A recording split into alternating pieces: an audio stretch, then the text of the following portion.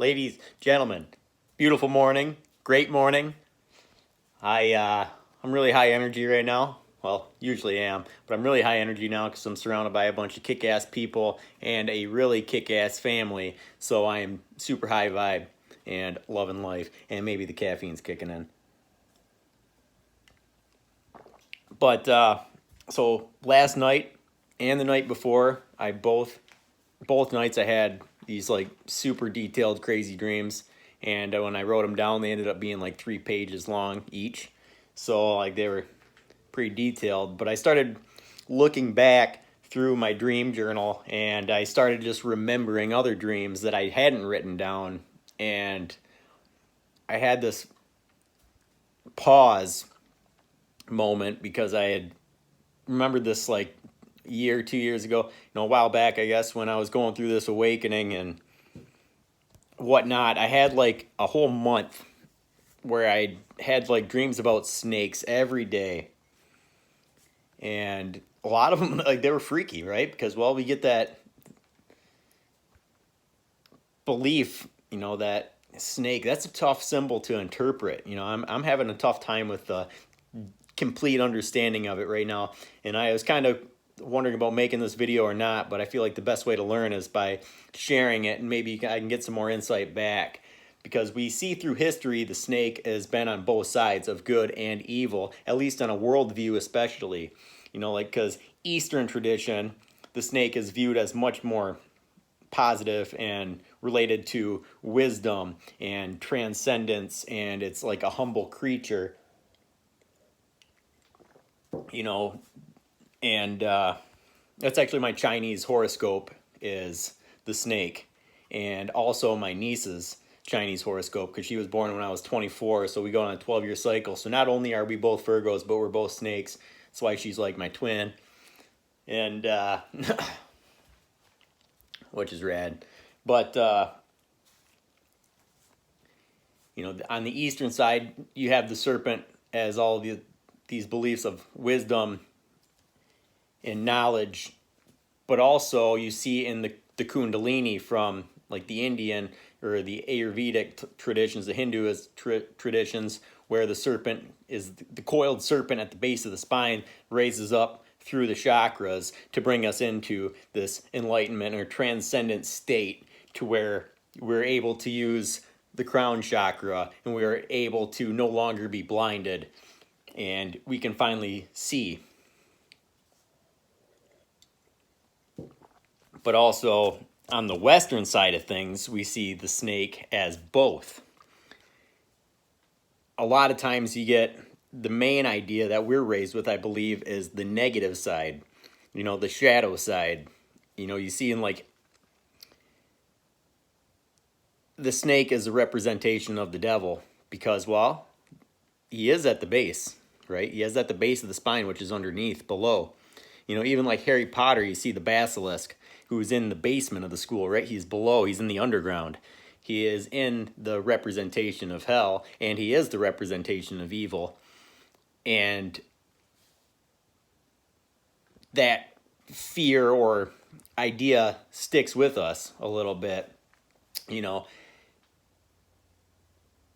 Now, in the Bible, obviously you see it in the Garden of Eden, where the serpent deceives Eve into getting her to take a bite from the Garden of Eden, or from the forbidden fruit, from the apple, and this brings her to consciousness. So we look at that as a horrible thing, but it may have just as well been a gift. And God hated the serpent for sharing this or deceiving this, maybe. But I think there's more to it. If you, it's a hard one to figure out completely, but you give consciousness to man and woman. Now they basically become into the next stories down the road of Cain and Abel, because this is the reason it's bad, is because you have the knowledge of good and evil. And the thing with that is evil has a higher power to keep us in that state, right? This is the lower chakras. You know, this is where the serpent gets stuck. He comes from the base, which is the lower. So he has to go through that. He has to transcend that. And it's hard, right? Because we like to be attached to the ego. We like to be attached to those lower emotions. You know, it's easier to tear someone down than to build yourself up. And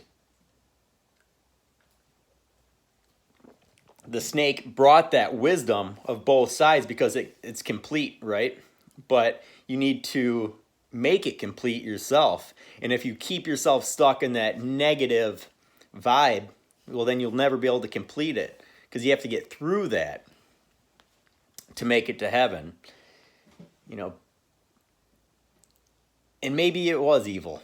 You know, maybe he had different purposes, but it's hard to say, you know.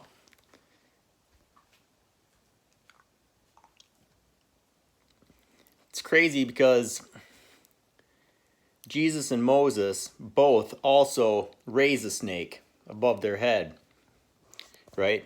They put it up. And Jesus even says to be as wise as the snake. So if the snake is a representation of evil, there's also these associations of good.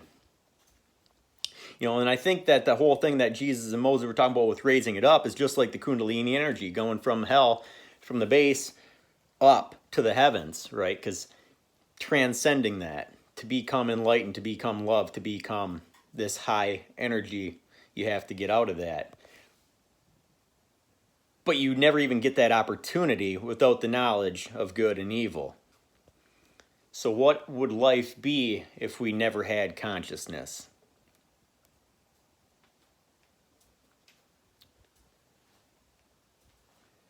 But I think the reason the snake, we are so afraid of it, and the reason it has this negative vibration, this negative thought, I wouldn't even say it's a vibration, it's a negative thought. Well, yeah. So anyways, we have it as fear, because what the snake asks us to do is hell, you know. The snake is a symbol of rebirth. It sheds its skin, right? It rips its flesh. It leaves behind all the dead weight. It leaves behind all the things that is no longer serving it. But to do that, it has to rip its own skin off.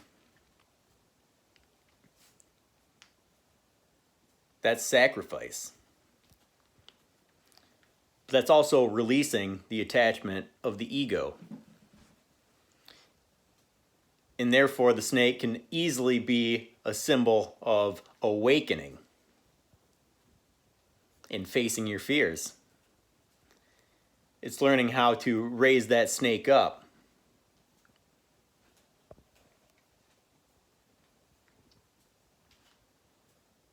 It's transcending from the depths into the heavens. There may be more to it, but it's extremely deep, and it just triggers my thoughts. And perhaps that's exactly when I needed to see all that, you know, and I needed to learn from that, you know, and that is what I take from it. If you guys have any ideas, share them, please. I'd love to know. If you had any other experiences, let me know. If not, have a great day.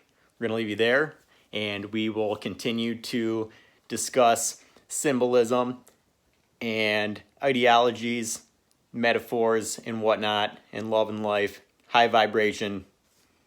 Great day. Raising consciousness. Love you guys. Peace.